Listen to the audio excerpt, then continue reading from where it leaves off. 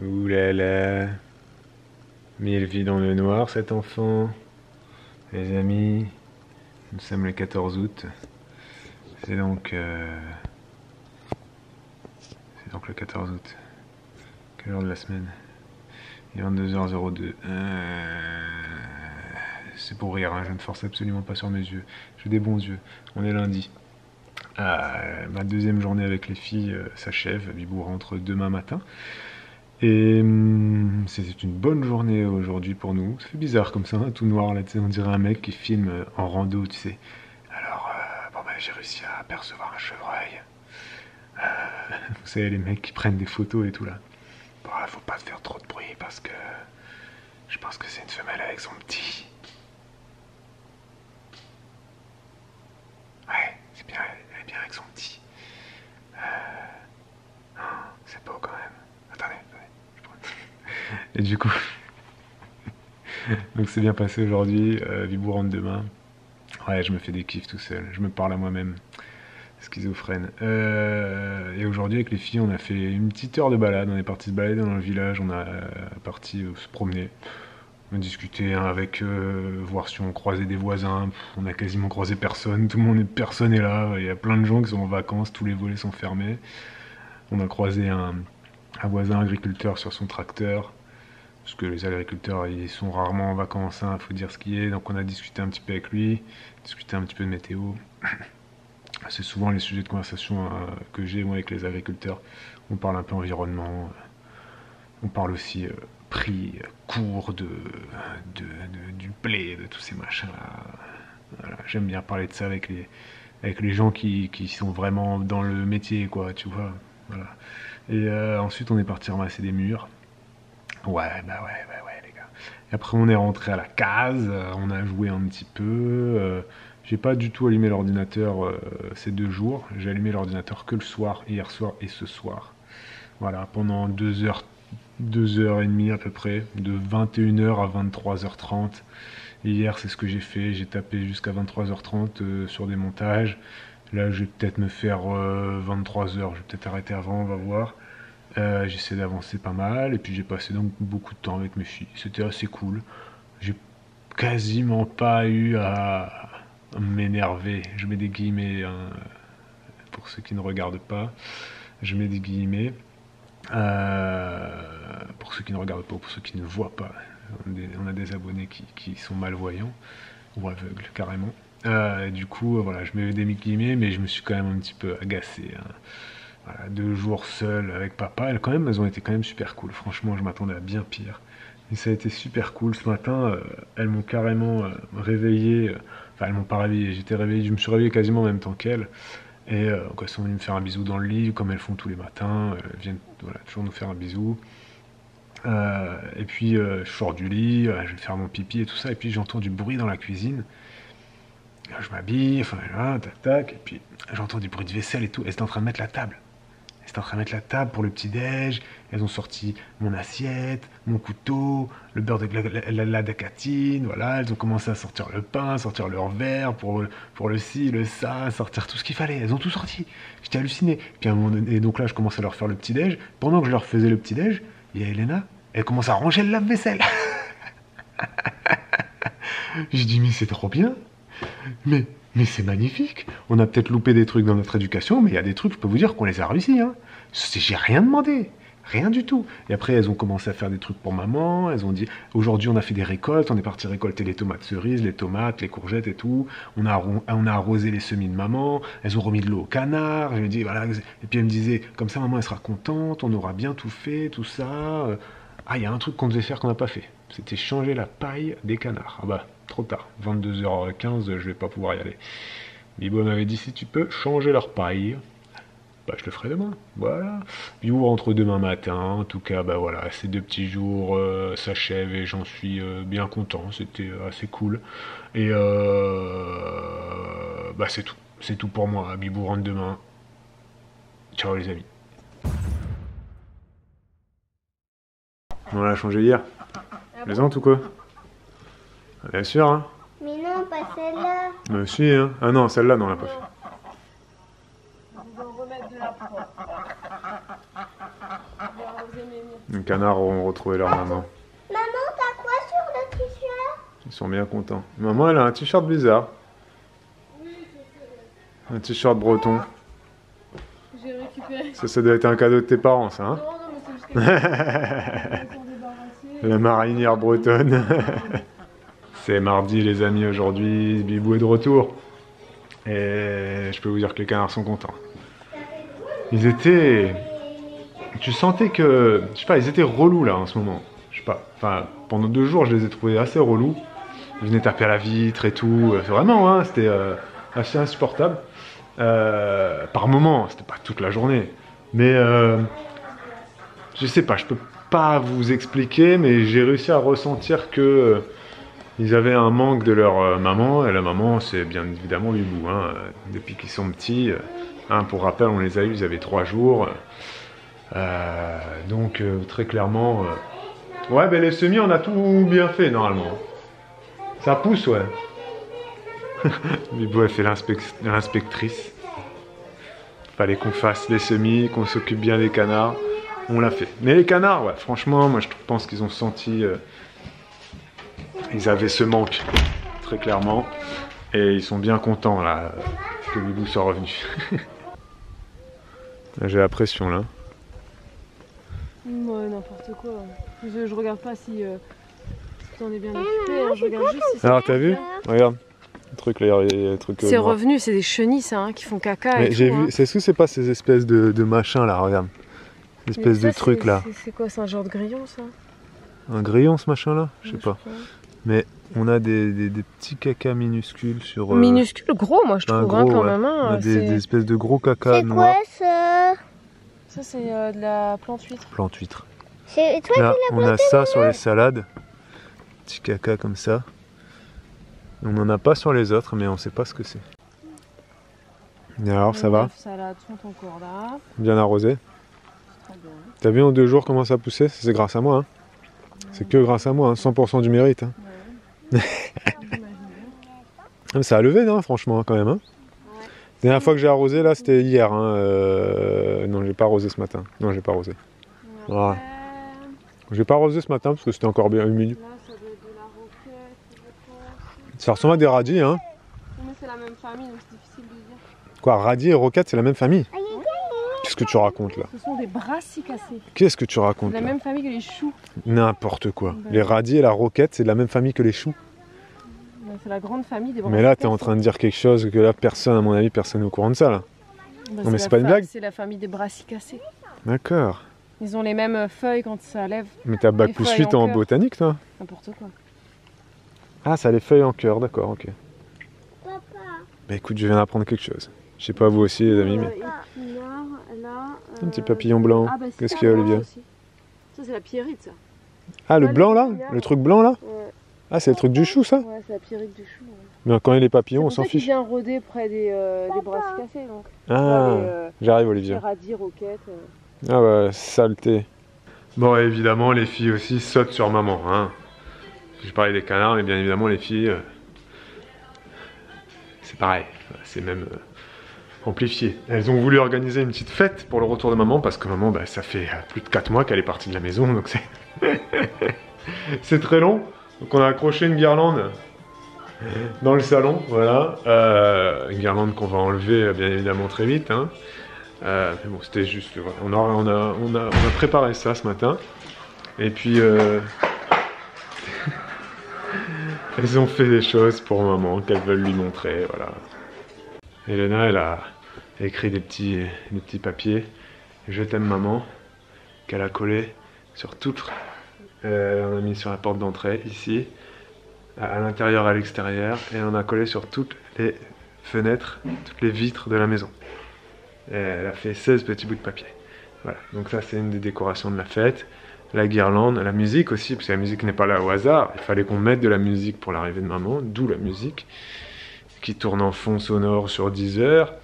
Et puis elles ont préparé aussi un magnifique château en Lego.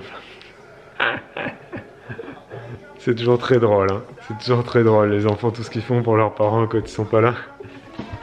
Enfin nous en tout cas. C'est rigolo. Ok les amis, aujourd'hui c'est mercredi. Comment ça va chez vous? Pas de t-shirt, aujourd'hui il fait beau les gars, aujourd'hui il fait beau. Je vais sortir le chapeau, on a une belle température. Une belle journée qui est prévue aujourd'hui, demain. Oh, on a des belles journées en ce moment là, hein. Franchement, ouais, c'est toujours Evelyne Delia là, on fait un petit peu de météo. Hein. Evelyne Delia. Ouais, on a des 28, hein, 28, 30, un peu plus même. Donc c'est très agréable. C'est pas les températures chaudes étouffantes, mais c'est des belles températures. Je suis dans la buanderie. Et ce matin là, j'ai chargé la machine et je voulais juste faire un petit retour sur notre machine de 11 kg là qu'on a acheté. Je l'ai chargé de draps et franchement, c'est royal. On était à une 7 kg encore, rappelez-vous. On avait une machine de 7 kg qui déconnait. Et en fait, elle n'était pas cassée du tout, on a réussi à la vendre d'ailleurs. Il fallait juste qu'on vidange ça là. Ce petit, vous savez, je vous l'avais montré. On vidange ce petit truc là. Et il y avait une petite lingette qui était bloquée à l'intérieur. Petite lingette lavable là. Et il y avait aussi une petite lingette décolor stop. Donc du coup ça a bouché le filtre. Et elle se mettait en erreur, elle fonctionnait pas. Je me suis dit, ah, elle marche plus, ça me saoule. Je l'ai mis en vente sur le bon coin. C'est parti direct. L'électroménager ça part très vite sur le bon coin. Hein. Et t'as pas besoin de mettre des prix à 50 €. Hein. Là moi je l'ai vendu 150 €. Ça part mais comme des petits pains. Hein. Bon, valeur neuve c'est plus cher. Voilà, c'était une machine Samsung qu'on avait acheté à 500 € je me rappelle à l'époque. Donc là on l'a vendu 150. Donc bon, voilà, bon elle nous avait fait quand même 7 ans la machine. Donc je trouve que c'est correct quand tu ramènes ça à l'année. Et là on est passé sur une 11 kg. Ah, rappelez-vous, on en avait parlé de ça. Mais là franchement faire un retour c'est royal. C'est royal. Là j'ai mis 3 jeux de draps, tous les draps des enfants, 3 draps housses, 3 draps plats. L'été d'oreiller évidemment, mais bon ça rentre, ça compte pas. Ça rentre large, là il y a encore la place pour mettre au moins 2 ou 3 serviettes de bain. On peut mettre aussi toutes les lingettes pipi qu'on utilise, les lingettes lavables qu'on utilise pour s'essuyer la bouche. On a des lingettes lavables dans la... on a des lingettes lavables, on peut mettre aussi les torchons, il faut que je mette aussi les torchons sales. Nous on a un petit jeu de lingettes lavables qui est là. Hop, voilà, il y a aussi des gants de toilette. Ça c'est dans la salle de bain, dans la cuisine. On l'utilise après le repas pour essuyer la bouche des enfants. Et aussi pour passer un coup ensuite sur la table, etc. Voilà. On est en lavable, on n'utilise pas de sopalin. Le sopalin on l'utilise que pour éponger l'huile quand on va faire des petites fritures, entre guillemets, des trucs comme ça. Et puis on a aussi, je vous le redis, je vous le remontre, hein, parce qu'on l'a peut-être pas jamais dit, dans la salle de bain, on a aussi des lingettes lavables que Bibou elle a fait. Hop, voilà, ça. Voilà, et d'ailleurs c'est Bibou qui a fait ce petit panier là aussi en couture. Là. Elle l'a fait, hier quand elle était chez ses parents. Je vais vous montrer ça. Voilà, Bibou elle a fait un petit panier quand elle était chez ses parents. Pour tester un petit peu, reprendre toutes ces techniques de couture. Elle est très fière d'elle, elle vous en reparlera. Et donc là c'est un panier souple, hein. Voilà, c'est pas un panier dur, c'est un panier souple. Et donc là c'est les quelques lingettes pipi qui nous restent, très vieilles lingettes comme vous pouvez le voir, elles sont toutes abîmées. Donc c'est des anciennes robes, c'est des anciens t-shirts, c'est des anciennes... Ouais, c'est des anciens vêtements que Hugo elle a découpés et puis elle a fait des petites lingettes pipi. Et pourquoi je dis lingettes pipi? Parce que ces lingettes-là, on les utilise nous pour s'essuyer la petite goutte de pipi qu'il y a après que tu aies fait pipi. Voilà, homme ou femme, il faut le faire. Et donc ça évite d'utiliser 4 ou 5 ou 6 feuilles de papier toilette pour t'essuyer une goutte de pipi. Voilà, et puis en sachant qu'il y en a qui font pipi plus de 10 fois par jour. On fait partie de ces gens-là, nous, parce qu'on mange beaucoup de fruits et légumes. Donc on ne fait pas juste pipi une seule fois le matin. Il y a des gens qui font pipi une fois le matin et c'est tout. Il y a même des gens qui arrivent à faire aucun pipi en 24 heures. Les médecins vous diront que c'est quand même assez dangereux. Voilà, il ne faut pas hésiter à boire beaucoup d'eau, à manger beaucoup de fruits, beaucoup de légumes. Et c'est mieux de faire pipi 5, 6, 10 fois dans la journée que de faire pipi que 0 ou une fois. Je suis pas médecin, mais voilà, c'est... Buvez de l'eau, voilà, buvez de l'eau, mangez des fruits, mangez des légumes, parce que vos reins vous remercieront. Enfin, je suis pour les médecins peuvent commenter là. et diront beaucoup mieux que moi les recommandations là-dessus. Et donc ensuite, quand on a fini de faire pipi, et ben qu'est-ce qu'on fait? On met notre lingette là-dedans, c'est une petite poubelle. Voilà, que vous pouvez acheter à Ikea. À l'intérieur de la poubelle, vous avez des lingettes. Sur chaque lingette, il y a un petit peu de pipi, les gars. Cachez-moi ce pipi que je ne saurais voir. Et ensuite, ça va dans la machine. Voilà. Ça, écolo, économique, écologique. Bref, tout ça pour dire que notre machine à laver, elle est top. Voilà. Donc si un jour vous avez envie de changer de machine et que vous hésitez à passer à plus de kilos, n'hésitez pas. Nous, on est sur 11 kilos. Je crois que ça existe même des machines à laver en 15 kilos. Voire même plus. Je crois que c'est des 18 kilos aussi, les machines professionnelles. Mais là, c'est un peu trop gros, 18 kilos, non? Je pense pas que ça serve 18 kilos dans une famille. Quoique nous on a 3 enfants. Si, les gens qui ont plus d'enfants aussi, tu prends une 18 kilos, ça doit exister, non? Je sais pas. Mettez un commentaire. Mais voilà, je sais qu'il y a même des abonnés, vous pouvez remettre un commentaire pour le redire. Il y a même des abonnés qui avaient une 11 kilos alors qu'ils n'ont pas d'enfants. Ils sont que 2 et ils ont une 11 kilos. Je sais pas trop à quoi ça sert, mais si tu veux laver ta couette par exemple, c'est cool. T'as pas besoin d'aller dans un pressing quoi. La 11 kilos elle prend tout. C'est royal. Je vous remettrai en lien celle qu'on a achetée parce que elle est super bien. C'est une Samsung, hein, donc voilà, vous attendez pas à une machine qui coûte 150 € neuve. Hein. Ah, c'est quand même un gros modèle, etc. Mais elle est top de top. Elle fait bien le job. Ça va, Bibou? On a eu un œuf ce matin. Ah, Bibou, qui vole un œuf. Bibou, va vous raconter ça. Moi, j'ai des choses à faire. Ciao. Bon, j'ai été obligée de m'isoler un petit peu parce qu'il y avait un vacarme pas possible dans le salon. Entre l'aspirateur, les enfants qui jouent, etc. Je me suis pété la lèvre, vous voyez. J'ai aucune idée de comment.